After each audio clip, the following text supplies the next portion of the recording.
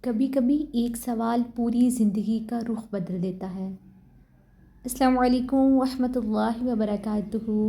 آج ہم بات کریں گے کہ حیا کی روشنی سیریز کا آغاز کیسے ہوا اور کون سی مشکلات آئیں اس سارے سفر میں۔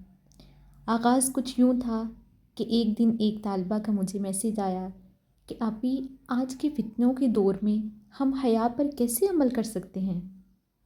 میں نے اسے چند باتیں بتائیں، اسلام کے مطابق اس کو کچھ سوالات تھے، اس کو مطابق اسے گائیڈ کیا، مگر اس کے سوالات تھے کہ بڑھتے ہی جا رہے تھے۔ اور پھر انہی سوالات نے میرے دل میں ایک چراغ جلایا۔